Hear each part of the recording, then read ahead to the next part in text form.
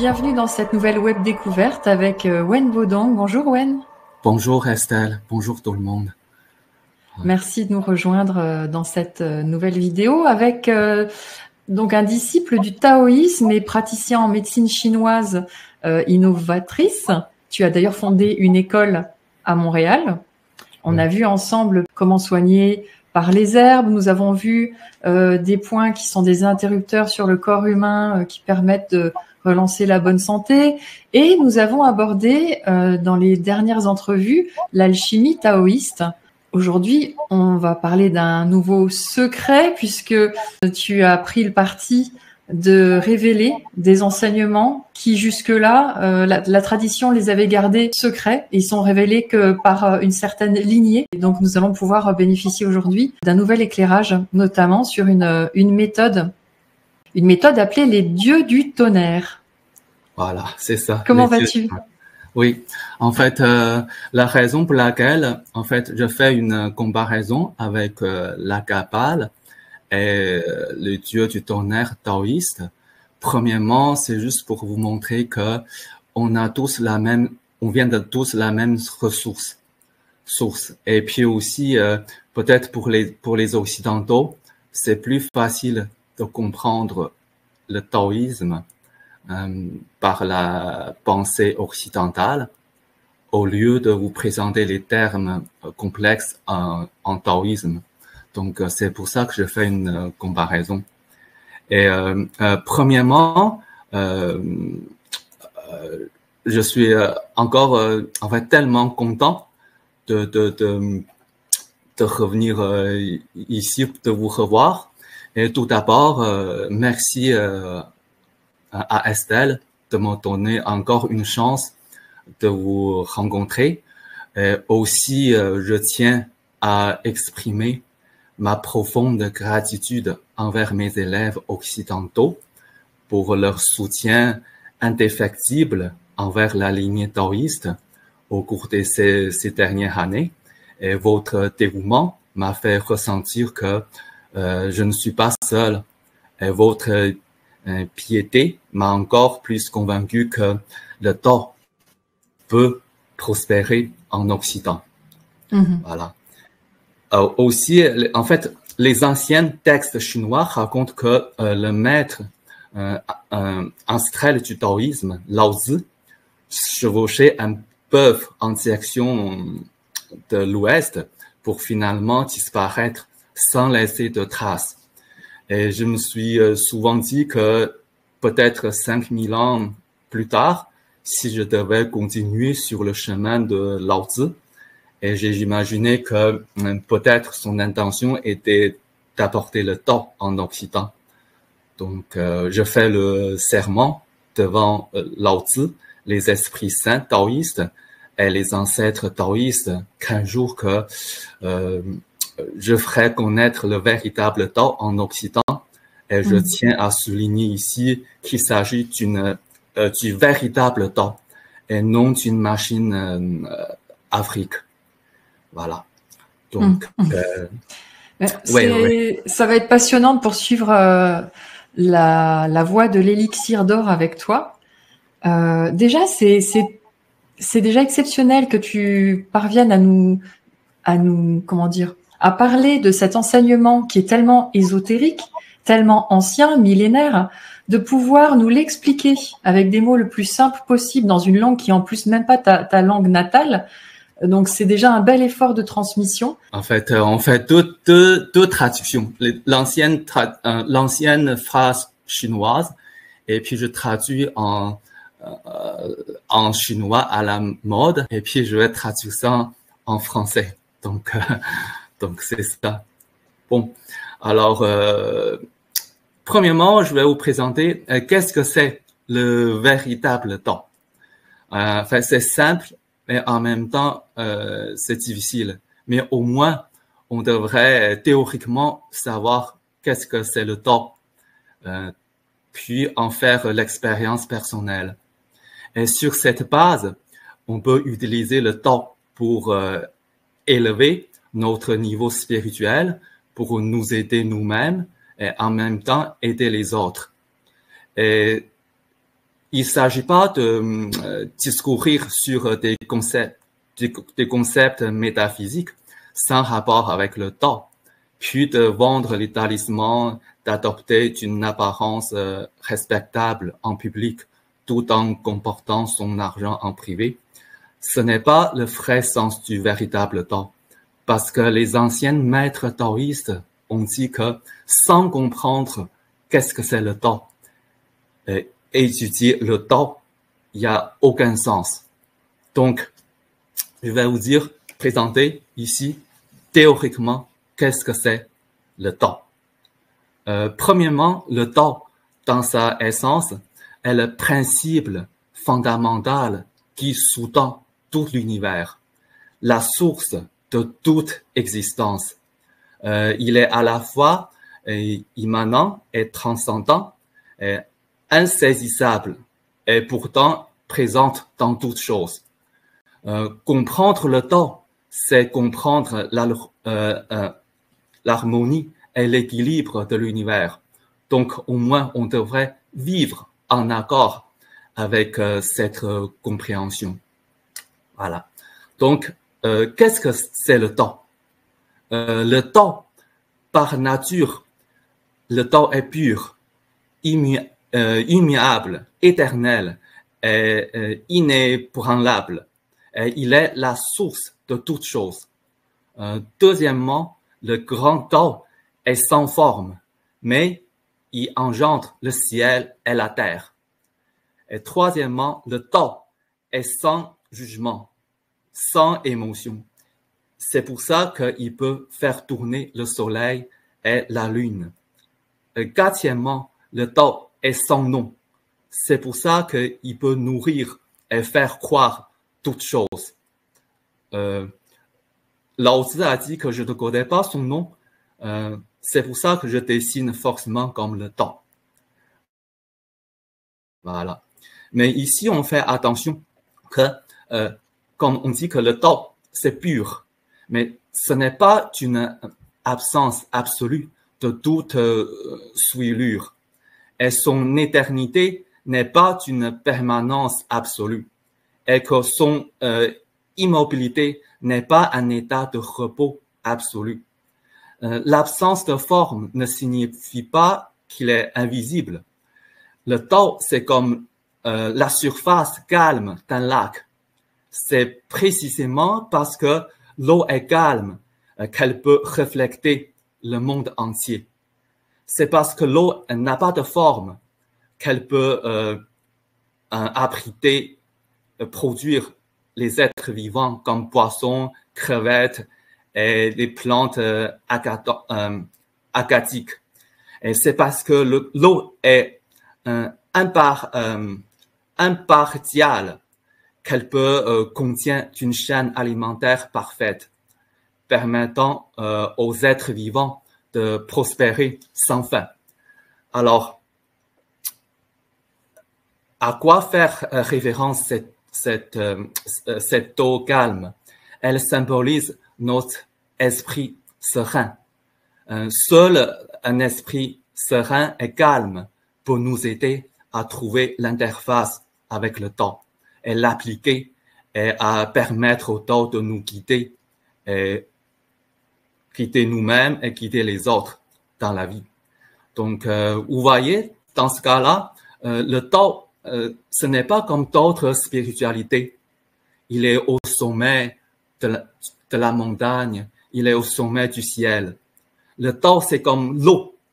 L'eau coule vers le bas. Vers le bas. Le bas, c'est quoi? C'est le saleté. L'eau coule vers le saleté. C'est pour ça que l'eau peut produire, peut nourrir tous les êtres vivants. Comme les êtres vivants ne peuvent pas vivre dans l'eau pure. Hein. Donc, la saleté dans l'espace, c'est vers le bas. C'est pour ça que dans la méditation taoïste, aussi pour faire la pierre philosophale intérieure, on met tous l'esprit ou attention dans le ventre, vers le bas. Voilà. D'ailleurs, j'ai publié une citation de ta part qui expliquait que le commutateur de la glande pinéale se trouve dans le ventre. Oui, Tu peux nous en dire un mot? Tu veux dire, oui, dans le ventre. Pourquoi dans le ventre? Parce que le ventre, en médecine chinoise, ça relie à la terre. La terre, ça veut dire la saleté. Et aussi le ventre, il y a des reins. Les reins, c'est comme l'eau. C'est pour ça qu'on met l'attention dans le ventre. Donc l'eau, avec la saleté, ça peut produire les êtres vivants. Mais comme on a déjà dit dans l'autre conférence, que pour les dieux, les esprits saints, on est dans le ventre des esprits saints. Et en même temps, aussi, si on peut produire les êtres vivants dans notre ventre, donc c'est quoi les êtres vivants dans notre ventre? De notre ventre, c'est les esprits saints. C'est ça la réflexologie, c'est ça la, comme on dit, tout ce qui se passe en haut, ça se passe la même chose en bas. Voilà. Merci. Ok, merci. Avant de poursuivre, si tu es OK, j'aimerais te transmettre une question de Virginie, car elle dit que ça fait très longtemps qu'elle souhaite une réponse à cette question. Pourquoi en Occident, on parle des 4 éléments et de l'éther, et en Chine, ils parlent du bois et du métal? Pourquoi cette différence entre nos deux cultures? Voilà. En fait, c'est la même chose. Les 4 éléments en Occident, c'est l'air, feu, la terre et l'eau. Hein.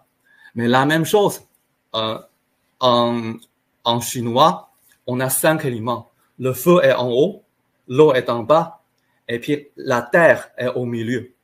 Mais la direction de l'eau vers le feu, on dit que c'est le bois.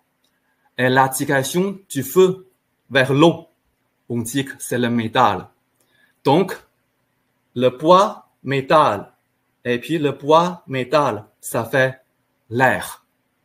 En réalité, c'est la même chose. On s'exprime différemment. Voilà.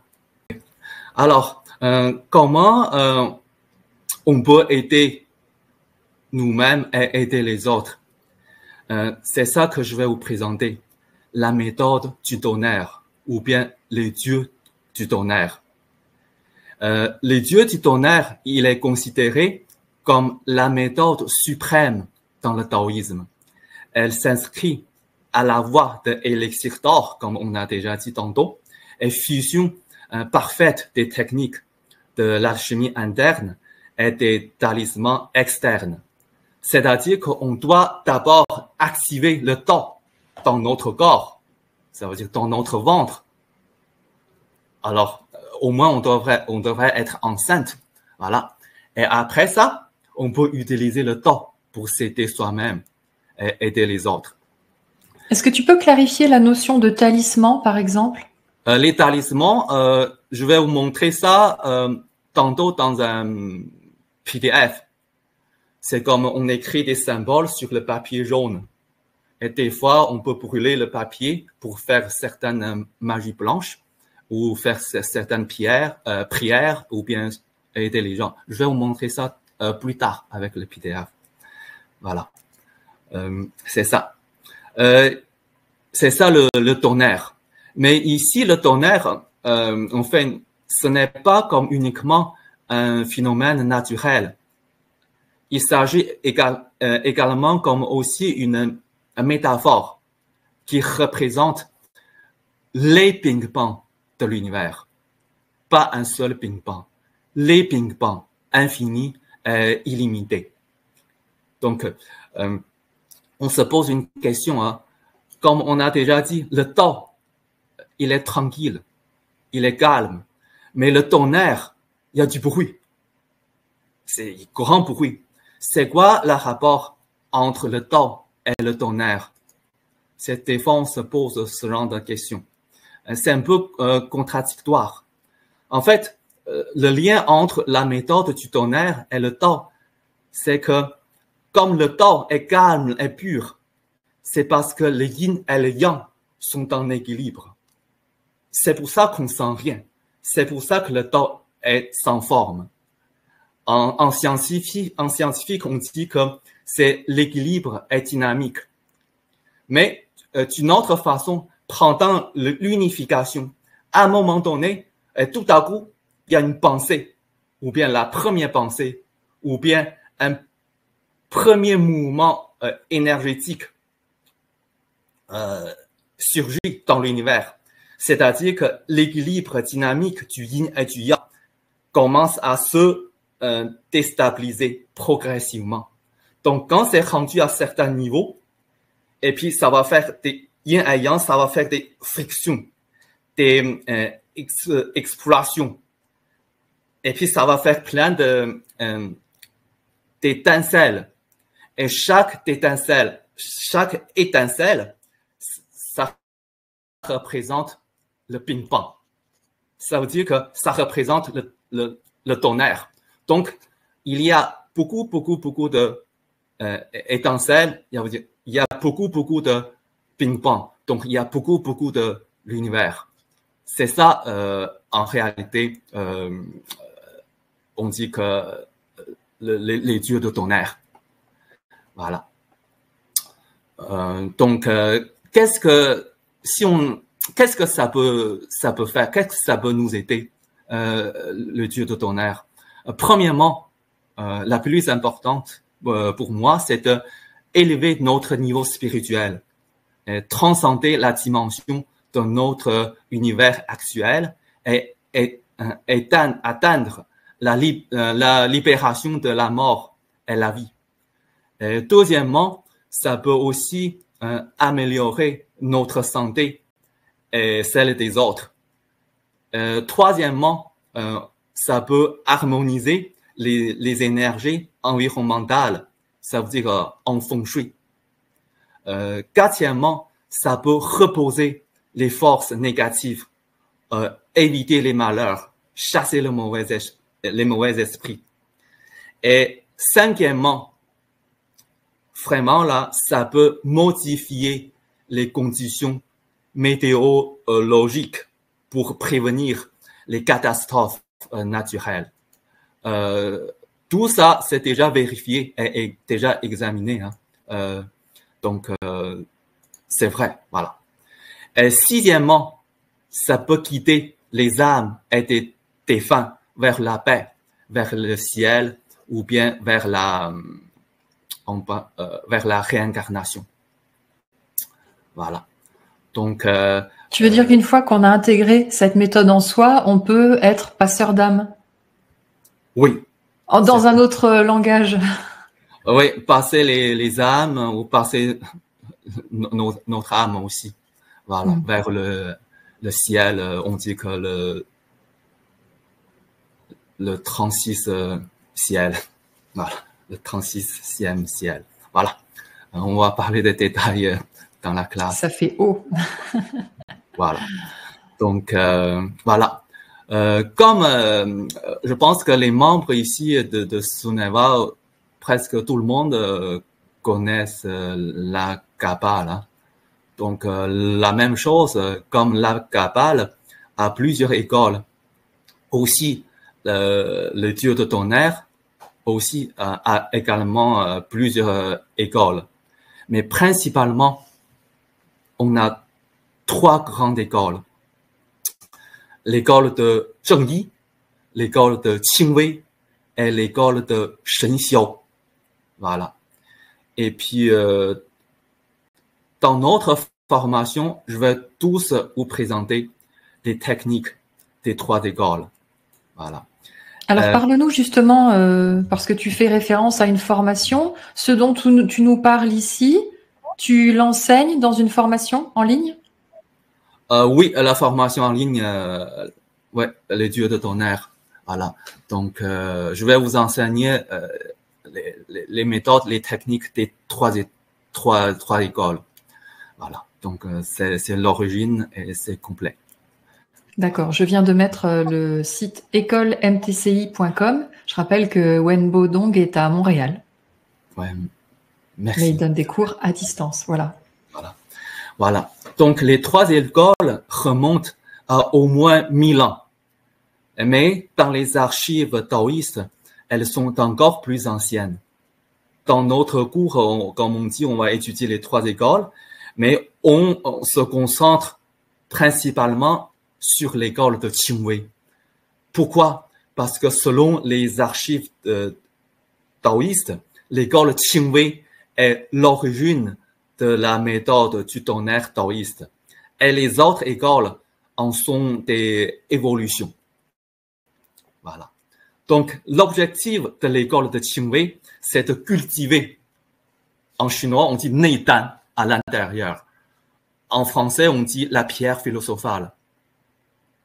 Et en même temps, pratiquer et utiliser les talismans à l'extérieur.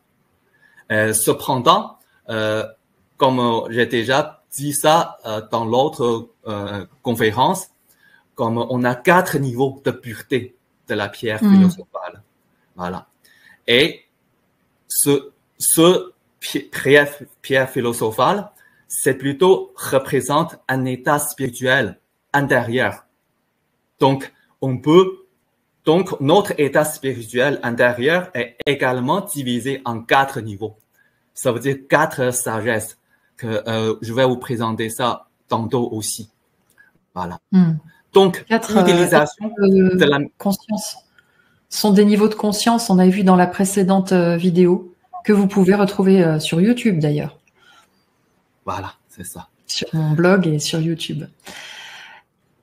Oui. Alors, j'ai une petite question avant qu'on commence peut-être le PDF. Renaud demande quel art martial se rapproche du taoïsme selon toi? Quel art martial se rapproche du taoïsme? Art martial tu veux dire comme le karaté, comme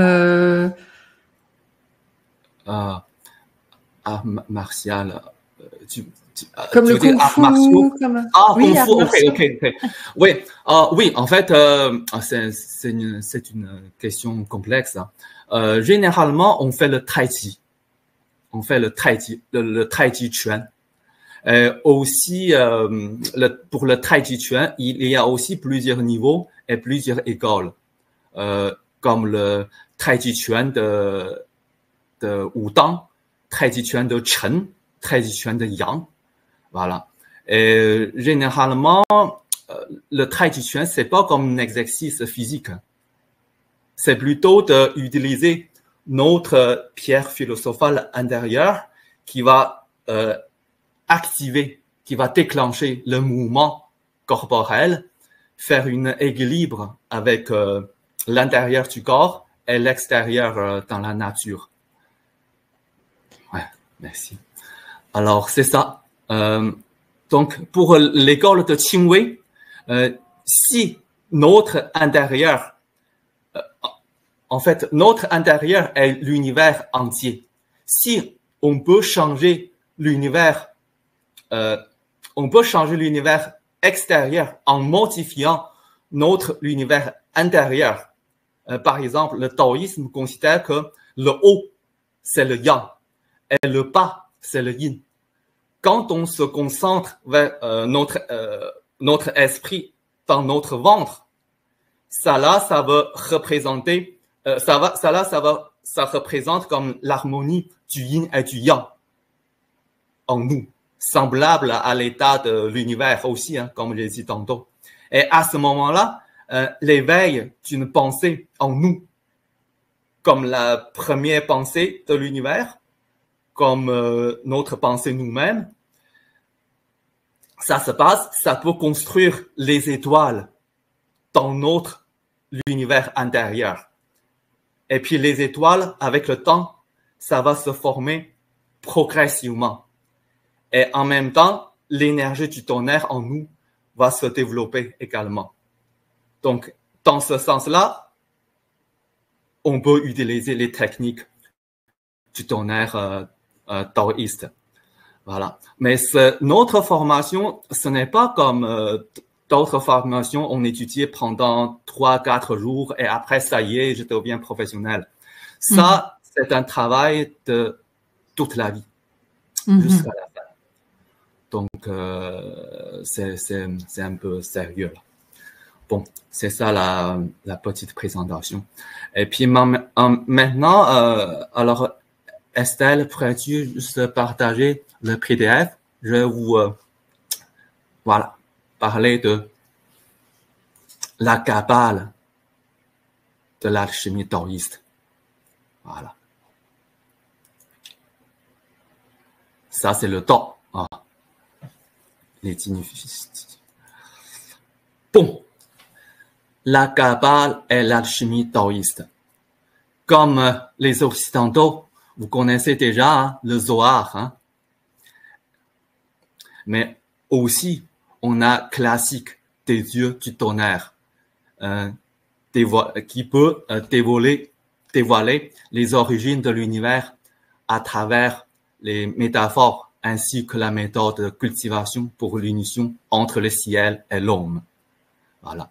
On va vraiment étudier ce livre en français. Hein. J'essaie de traduire ça pour vous. Voilà. Le Zohar traite de la Kabbale sous 4 chapitres généraux. Hein. Pratique qui traite de la magie de talisman et rituel. Littéral, la crématie, Métatron, le Notaricon, le Termura. Voilà. Aussi, l'arbre Séphirot, 3 mères, 7 doubles, 12 simples. On a tous les contenus semblables correspondants. Tout ça en alchimie taoïste. Voilà. Les dieux de tonnerre. Voilà. C'est ça qu'on va étudier dans notre cours. Pratique et traite de la magie talismanique et rituelle. Voilà.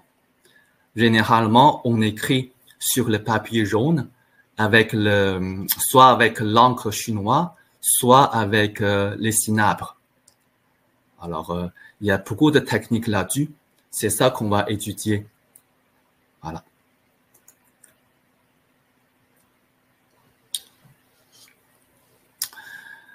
La gématrie Kabbale est la séance de la valeur numérique des lettres. Et chez nous, le taoïsme, on a aussi l'alphabet sacré. On dit que c'est le 8 trigrammes, les symboles des 8 trigrammes, voilà, qui, avec différents ordres, on peut construire les 8 trigrammes antérieurs et les 8 trigrammes postérieurs. Et les symboles, ils se reposent sur les doigts. En différents ordres, ça représente différentes énergies. Voilà. Par exemple, à l'image à gauche, ça représente l'origine de l'univers. À droite, ça représente la loi de l'ADN et notre monde physique. Et après, les symboles vont se marier encore pour construire les symboles, les zigzagrammes de I Ching. Donc, c'est presque la même chose. Hein. Ensuite, Métatron de la Kabbale est Métatron taoïste. Comme vous savez déjà, Métatron de la Kabbale, en qui récite le nom de Dieu sur la valeur numérique. La même chose, Métatron taoïste. Comme on a vu ici, là, il y a des symboles sur les toits. Avec différents ordres et différents sens énergétiques, on peut composer le numéro de téléphone des esprits saints pour appeler les esprits saints pour nous aider à faire des magies blanches ou bien faire plein de choses pour se renforcer aussi. Donc, c'est ça le métatron taoïste. Le Notarikon est le Temura de la Kabbale taoïste. Regardez ici. Le Notarikon de la Kabbale est la séance qui consiste à réunir des lettres initiales ou finales mots pour en former un seul. Par exemple, parade égale PRDS. Voilà. Ça fait ce genre d'interprétation. Et le Temura est la séance de la permutation des lettres. On établit tout d'abord une convention, puis on replace les lettres d'un mot par d'autres lettres. C'est ça l'exemple. La même chose chez le taoïsme. On a le Notarikon et Temura taoïste. Ça veut dire quoi? C'est avec le son, le sens du sutra et le rythme de la lecture. Qu'est-ce que ça veut dire? Ça veut dire que chez le taoïsme, les anciens sutras, ils ont à peu près 50 pages, 60 pages. Nous, on va choisir les petites phrases pour construire des petits sutras. Et puis, on va lire avec certains rythmes et en même temps avec certains tons qui vont construire le même sens que chez la Kabbale. Voilà.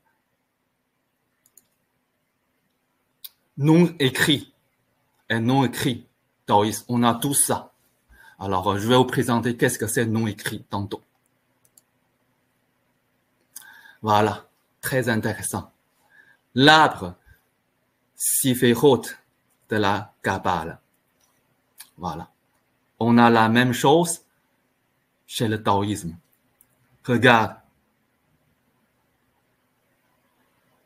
Vous voyez, ici, il y a 4 ronds. Hein? 4 ronds. 4 ronds. Et ça peut évoluer vers cette image et vers cette image. Cette image, c'est l'ancienne image taoïste. Voilà. Qu'est-ce que c'est?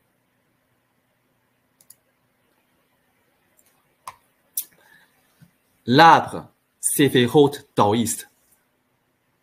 On a aussi 10 Sefirot. Chez le taoïsme, on dit que c'est les 10 grains. C'est-à-dire 10 ondes fondamentales du tout. Du temps. Voilà. Et puis, vous voyez, les 4 ronds, hein, ça représente en haut, avec cette manière, ça veut dire les 4 directions. Les 4 directions. Ça représente les 4 sagesses. Ça représente les 4 départements des esprits saints. Ça représente les 8 trigrammes antérieurs. Et en même temps, ça reflète les 8 consciences humaines. C'est aussi, il y a 4 ronds. Hein, avec, ça représente les 8 trigrammes postérieurs.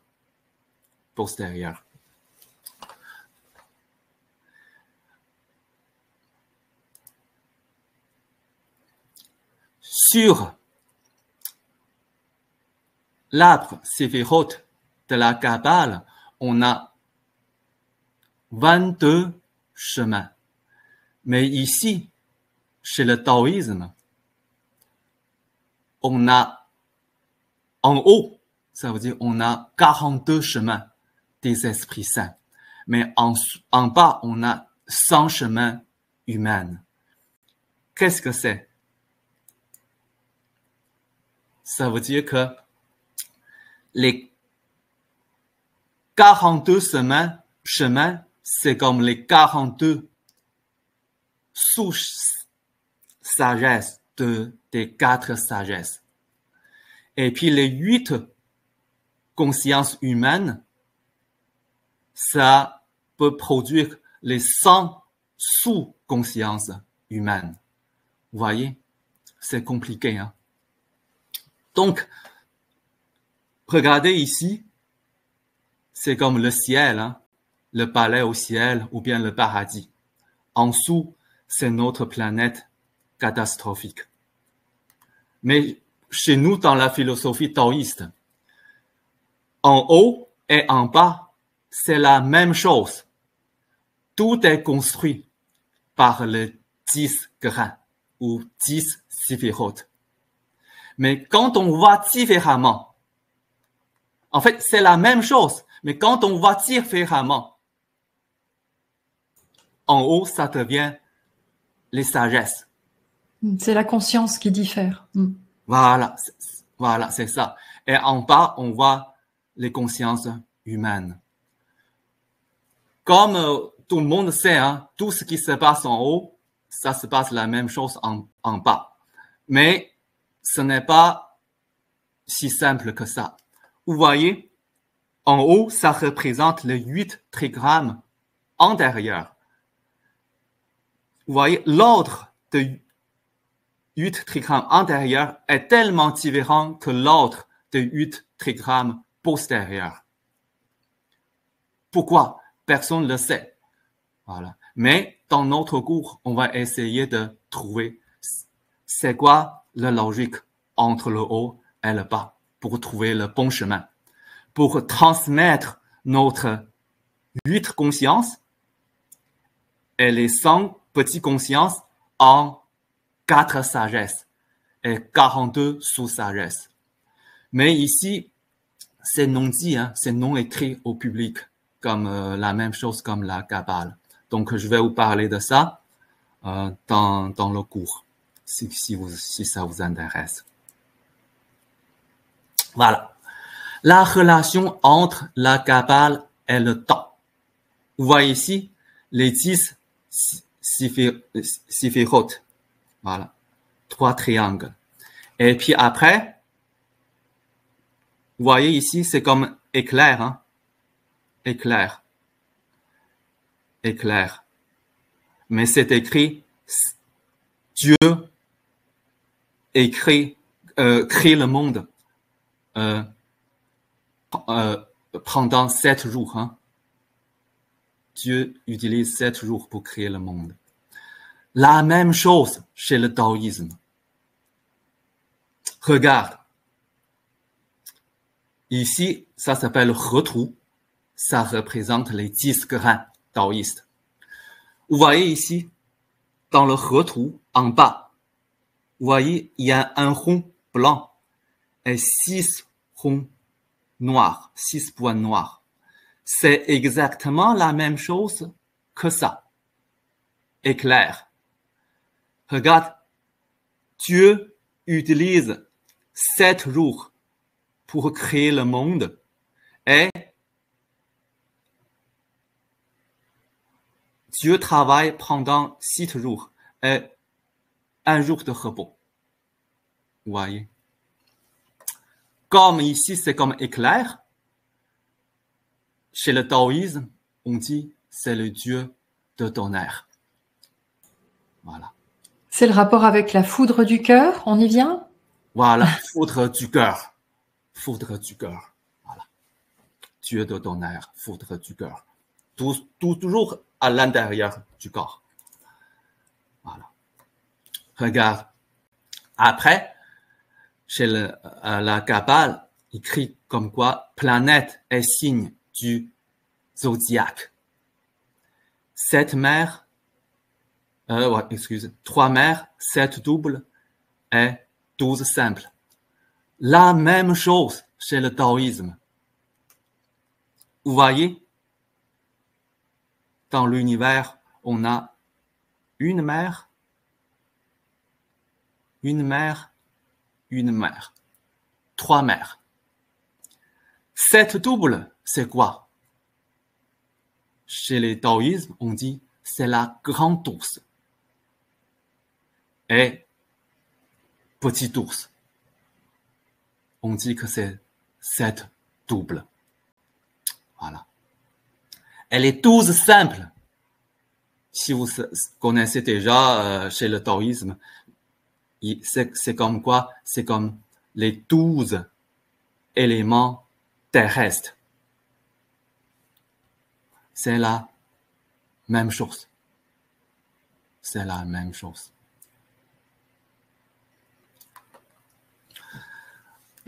La Kabbale, aussi, les 10 séphirotes, ça se situe dans le corps humain.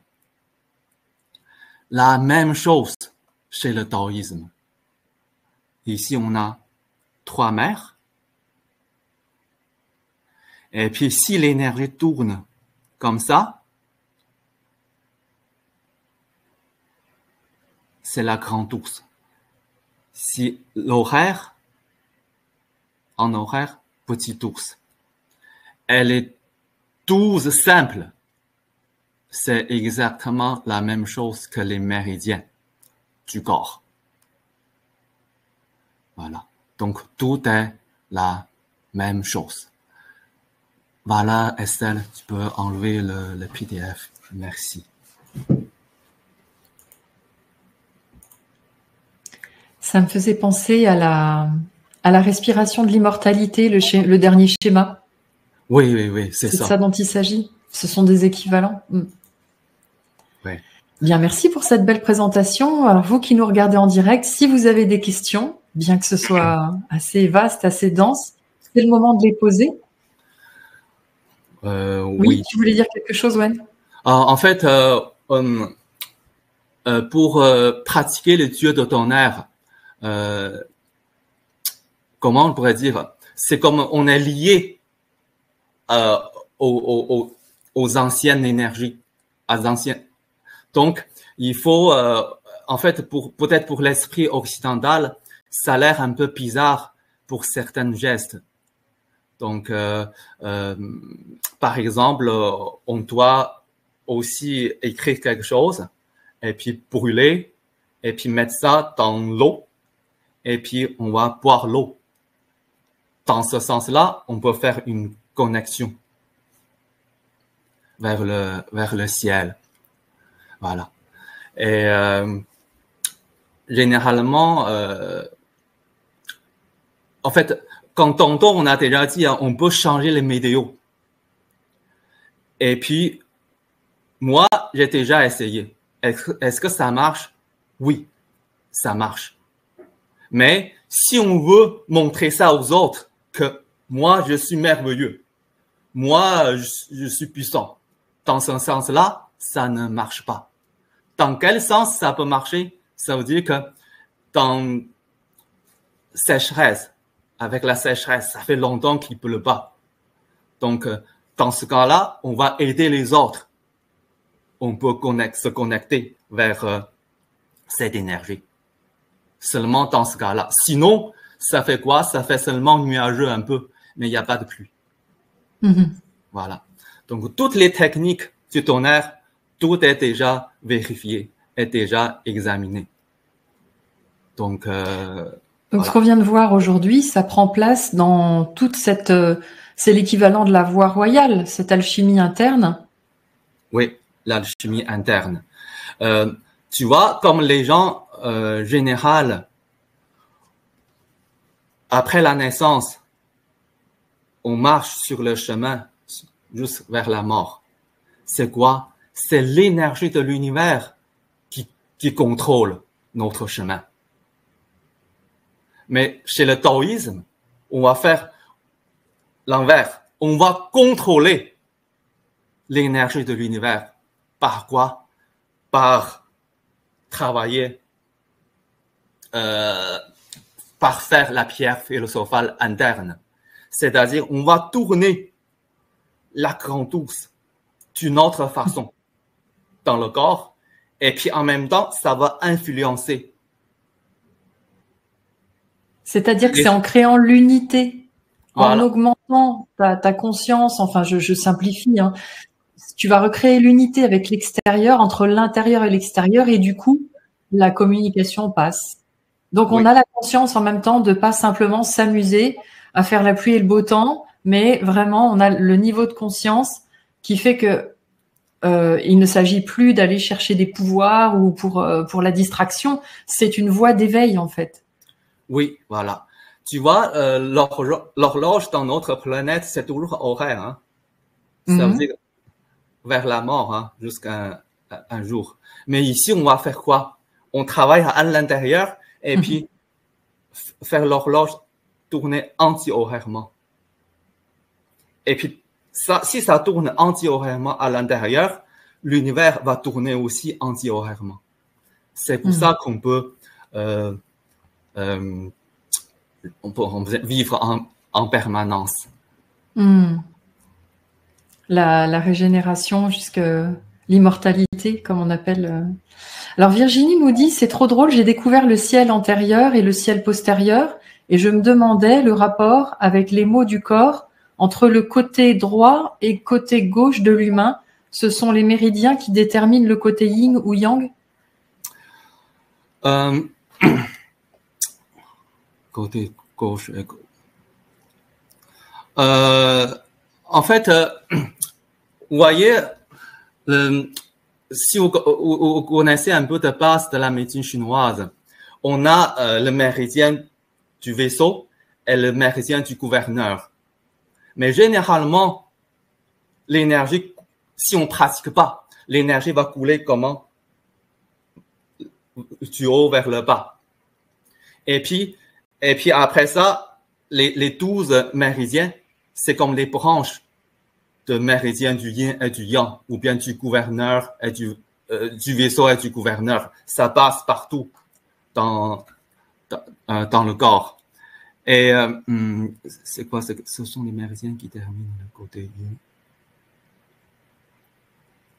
yin. S'il faut, on reformule la question. Hein. Oui, en fait, c'est notre intention et notre attention qui va conduire le méridien du yin et du yang. Et puis, le yin et le yang, avec différentes directions, ça représente différentes étoiles, comme la grande ours et la petite ours. Et après ça, si on tourne d'une autre façon, les méridiens vont tourner d'une autre façon. Oui, quand ça tourne d'une autre façon, un jour, on va être enceinte. Et puis, cette enceinte de petit Jésus, et puis avec le temps, Jésus va grandir. Et puis, ça va remplir notre cerveau. Tu parles de l'énergie christique? On peut appeler ça l'énergie christique? C'est la même source. C'est la même source. C'est ça. Voilà. Mais chez nous, on dit que peut-être Taishan Laojun, Dieu de tonnerre, etc. Voilà. Alors Virginie précise, en Occident, on parle que le côté droit, c'est le côté de l'action, le yang, et le côté gauche, le yin, le côté féminin.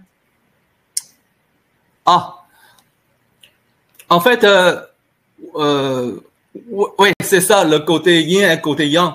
Mais ce qu'on va faire, c'est de rejoindre le yin et le yang ensemble. Faire un rond. Faire une pierre philosophale. Oui. L'unité. Faire une unité. Une unité dynamique. Oui. Donc, il n'y a pas vraiment les côtés gauche, côté droite. Tout est ensemble. Ça veut dire qu'on va transmettre le 8 trigrammes postérieur en intérieur. Et puis après, on utilise cette énergie-là pour nous aider nous-mêmes et aider les autres. Et puis en même temps, après cette vie, on va aller en haut. Voilà. Je sais bien que maintenant, les gens ils ont peur de parler de la mort. Mais chez nous, le taoïsme, que la mort, c'est vraiment une belle porte pour aller au ciel. Généralement, on peut savoir quand est-ce qu'on va mourir pendant la méditation, pendant la pratique. Et un jour, vous allez entendre une voix. Il dit que, par exemple, chère Virgine, demain, ou bien dans 3 jours, à 12h30, je vais venir te chercher. Est-ce que tu es prête? Prépare-toi bien. Et dans ce cas-là, vous allez faire un peu de ménage, prendre un bain, et à ce moment-là, vous pouvez choisir n'importe geste, n'importe comportement, et puis vous pouvez partir en assis. On pourrait aussi partir en debout, ou bien partir en couchant. Voilà. En conscience, quoi. Oui. Donc, et après ça, votre corps, votre chair ne va jamais devenir mauvais. Voilà. C'est ça qu'on est. Et puis, vous allez voir que l'autre monde, c'est beaucoup meilleur que notre monde. Et si on n'est pas mort, si on est arrivé à certains niveaux, vous pouvez vivre multidimensionnellement. Ça veut dire, même si ton corps est là, tu travailles, tu regardes la télé, tu fais des épiceries, mais en même temps, tu vis dans d'autres dimensions, plusieurs univers. C'est ça qu'on va étudier ça aussi dans notre classe. Voilà. Question de Renaud. Est-ce que l'on peut être l'un des éléments, eau, feu, métal, et comment se reconnaît-on? Il dit par rapport à notre date et lieu de naissance, peut-être. Est-ce qu'on peut être associé à un élément de par notre date de naissance? Ou peut-être que c'est une question qui a un rapport avec quel est notre élément tutélaire ou... Ah, oui. Oui, bien sûr. Généralement, notre date de naissance est construite par le temps.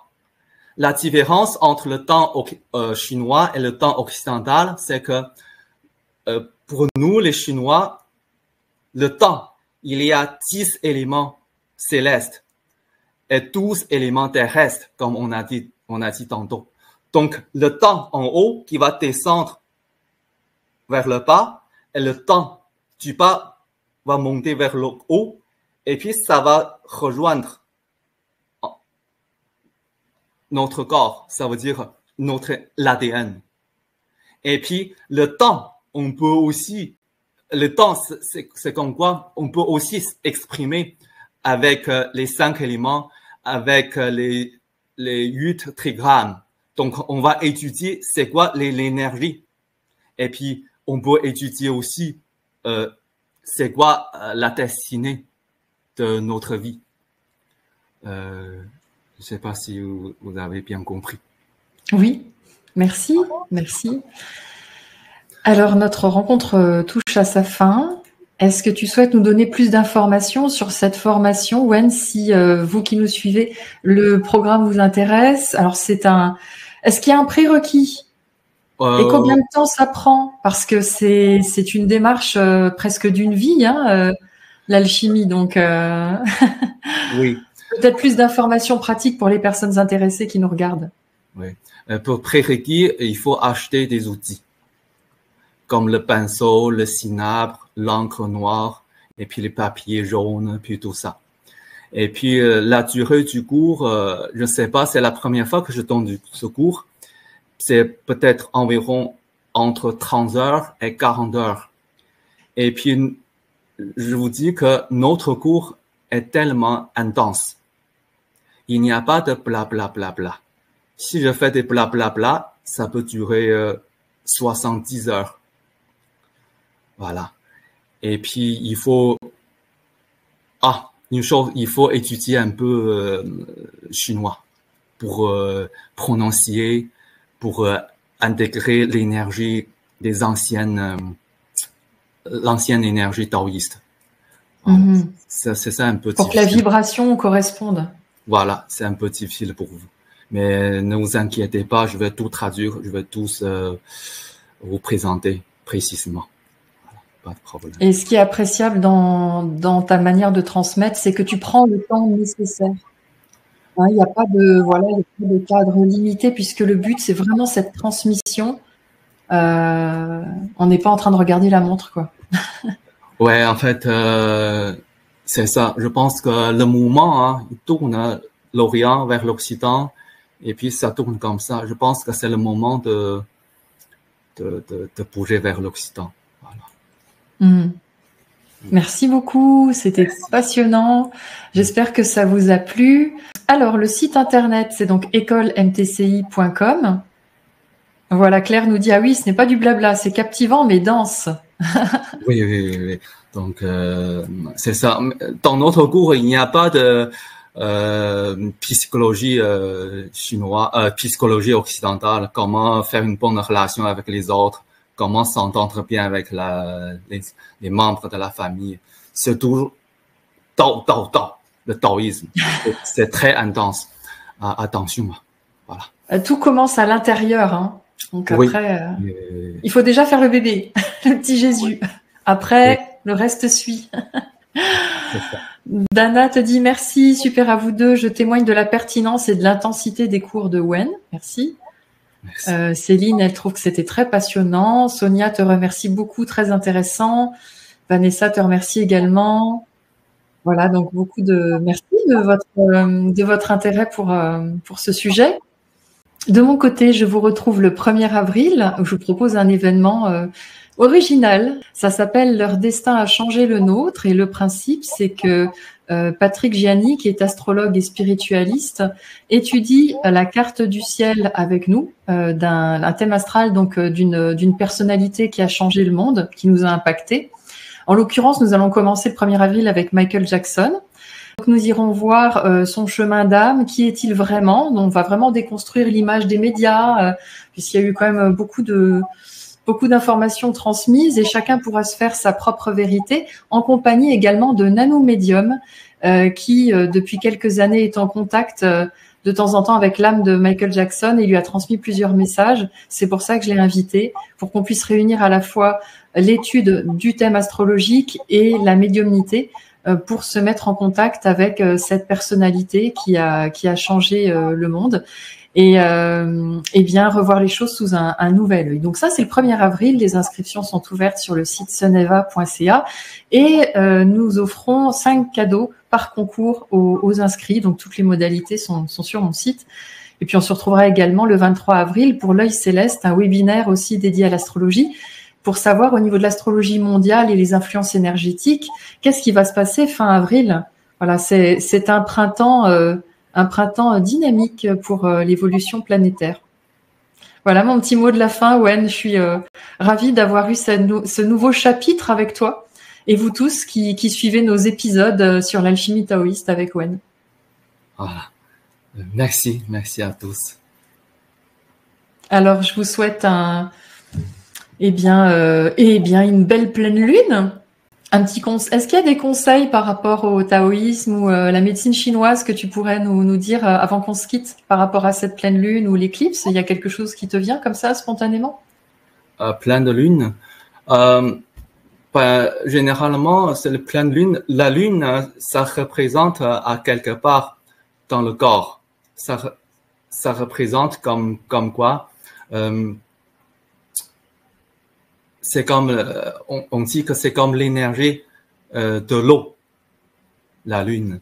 Et après ça, la lune aussi, ça représente le mouvement le mouvement de la lune, ça représente le mouvement de méridien. Et puis généralement, à ce jour-là, ce qu'on fait, c'est de méditer devant la lune. Et puis, on dit qu'absorber l'énergie de la lune et puis dans le corps avec d'une manière spéciale. Généralement, on fait ça. Ah, c'est exactement ce qu'on avait vu aussi dans un atelier avec Sylvie Gargiulo, Alchimie de l'être.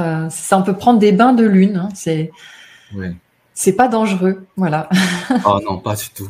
Pas du tout. On est protégé. Merci beaucoup, Wen. Merci à tous. Et je vous souhaite une bonne soirée ou une bonne journée, dépendamment où vous êtes. À très bientôt. Merci de nous avoir suivis. Au revoir, Wen.